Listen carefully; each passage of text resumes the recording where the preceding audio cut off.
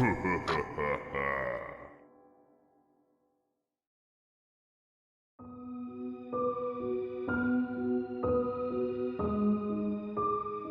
June 1972, a woman appeared in Cedars-Sinai Hospital in nothing but a white, blood-covered gown.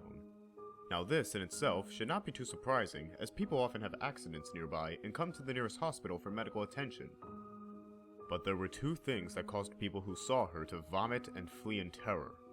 The first being that she wasn't exactly human. She resembled something close to a mannequin, but had the dexterity and fluidity of a normal human being. Her face was as flawless as a mannequin's, devoid of eyebrows and smeared in makeup. There was a kitten clamped in her jaws so unnaturally tight that no teeth could be seen, and the blood was still squirting out over her gown and onto the floor.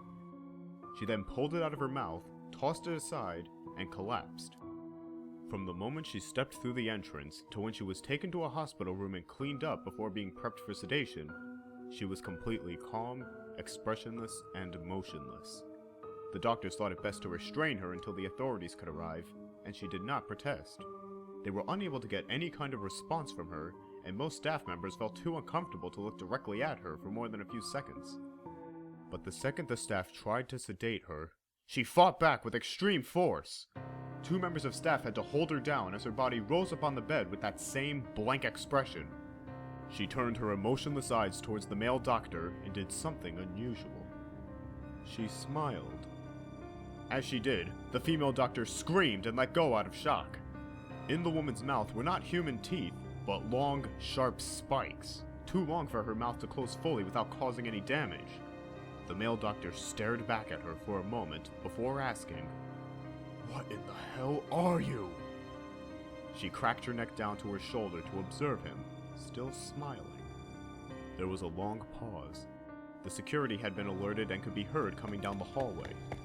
As he heard them approach, she darted forward, sinking her teeth into the front of his throat, ripping out his jugular and letting him fall to the floor, gasping for air as he choked on his own blood.